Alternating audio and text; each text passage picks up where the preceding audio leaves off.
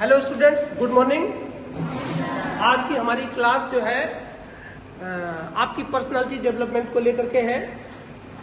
मैं आपको यह बताने वाला हूं कि आपके शरीर के सारे अवयव किस तरह से विकसित होते हैं और किस तरह से उनसे बेहतर तरीके से कार्य लिया जा सकता है। हमारा पूरा का पूरा फोकस इसमें आपके माइंड के डेवलपमेंट पे है। मैं आपको बताता हूं हर कक्षा में कि आपको अगर कुछ करना है तो सबसे पहले उन प्रक्रियाओं पर, उन तरीकों पर, उन जो टूल्स हैं, टेक्निक्स है, काम करने की जरूरत है जो आपके दिमाग को विकसित और विकसित और विकसित करते हैं। अगर आप इस दिमाग को विकसित करते हैं, विकसित करने की प्रक्रिया को जारी रखते हैं, इसे एक आदत बनाते हैं, तो आपका दिमाग बहुत बेहतर तरीके से कार्य करेगा। लेकिन अगर यह प्रक्रिया आप छोड़ देते हैं, भूल जाते हैं, जारी नहीं रखते हैं, तो आपका दिमाग बेहतर तरीके से कार्य नहीं करेगा। आपको एक कोट बताता हूं, बताते हैं mind is like any other muscle of body. Use it or lose it.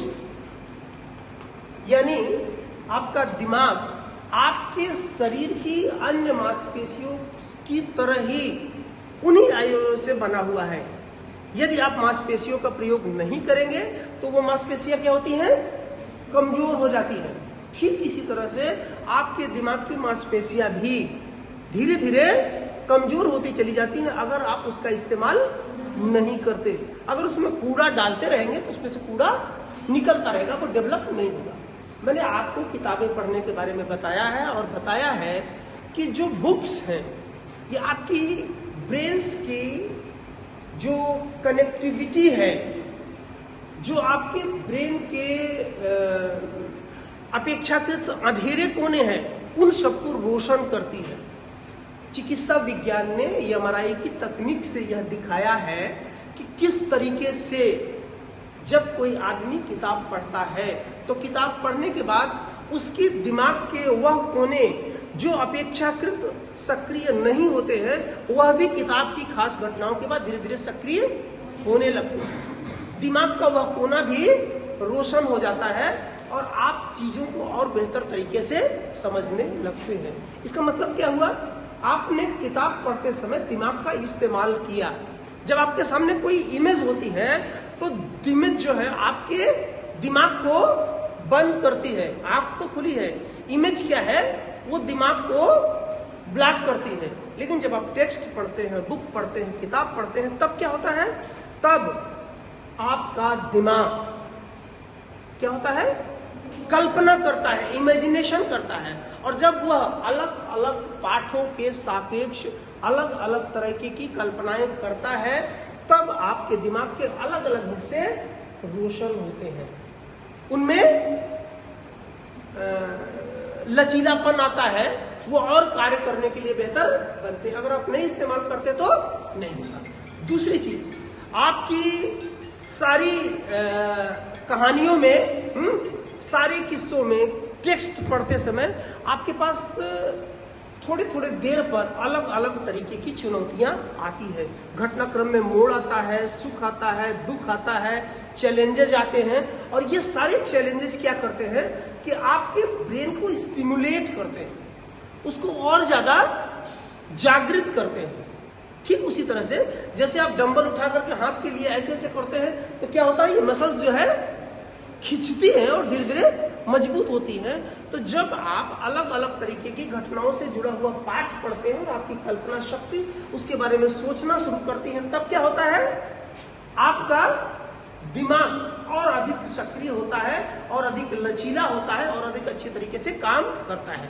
तो इस दिमाग को सक्रिय, लचीला और बेहतर काम कराने के लिए जरूरी क्या है कि इसका लगातार इस्तेमाल करें, और उसके लिए किताबों से बेहतर और कोई माध्यम नहीं है। तो जिस तरह से शरीर की कोई भी मांसपेशी अगर आप एक्सरसाइज नहीं करेंगे तो व्यर्थ हो जाती है, उसी तरह से दिमाग भी अगर पढ़ेंगे नहीं तो व्यर्थ हो जाएगा। हम सोशियोलॉजी में एक कंसेप्ट पढ़ाते हैं फंक्शनलिज्म, और उसमें बताते हैं कि आदमी के पैर होते हैं वो इसलिए नहीं चलता। फंक्शनलिज्म की जो बेसिक कंसेप्ट है वो ये है कि आदमी के पैर होते हैं वो इसलिए नहीं चलता, आदमी चलता है इसलिए उसके पैर होते हैं। यानी पैर होते तो हैं, लेकिन अगर आप चलना बंद कर दीजिएगा तो पैरों को चलने की आदत भूल जाएगी।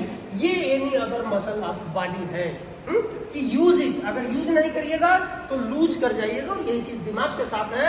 इसको अगर यूज नहीं कीजिएगा तो फिर क्या होगा, लूज कर जाइएगा। थैंक यू स्टूडेंट्स, आज के लिए इतना ही। लेकिन अगर आपका कोई सवाल है जो मैं कहूंगा कि होना चाहिए, इसलिए खड़े होकर के एक एक करके पूछ लीजिए। एक सवाल तो पूछ ही लीजिए, जोर से। हाँ, किताब के अलावा और क्या टेक्निक हो सकती है दिमाग की एक्सरसाइज के लिए? हाँ, दिमाग की एक्सरसाइज के लिए और क्या तकनीक हो सकती है? वो तकनीक ये है कि आप जो सुडोको है उसको हल करें। वो जो गणित की वो पहेलियां जो आपको लगता है कि कठिन है, हम नहीं पढ़ सकते, आप उसको करना सीखिए, है ना।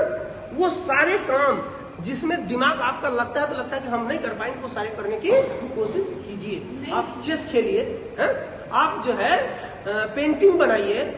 पेंटिंग बनाते समय जब इतना ग्रीन कलर बना लिया है आपने, ग्रीन ब्लू लगा दिया है, उसके बाद लगता है कि ये चीज थोड़ा सा और अच्छी होती तो ठीक था, तो आपने ब्रश उठाना है और कोई एक नया सूरज, कोई एक नया बादल बनाना शुरू कर देना है। तो दिमाग क्या होता है, ये खुलता है।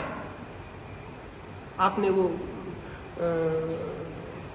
क्लोरमिंट का प्रचार देखा है, दोबारा मत पूछना, दोबारा मत पूछना। उसमें पैरासूट लगा करके सलमान खान और सोहेल खान दोनों कूदते हैं, और सलमान खान बच जाता है और सोहेल खान धाड़ के नीचे गिरता है। तो पूछता है कि ऐसे कैसे हुआ? तो क्यों? क्योंकि पैरासूट खोलना होता है ना। पैरासूट अपने आप में काम थोड़ी करता है, पैरासूट तब काम करता है जब वो खुला होता है। तो there is one similarity between mind and parachute. ये दोनों तब काम करते हैं जब खुले होते हैं, और खुले होने का मतलब यही है कि आप पढ़िए और बहुत सारा ज्ञान इसमें आने दीजिए। धन्यवाद।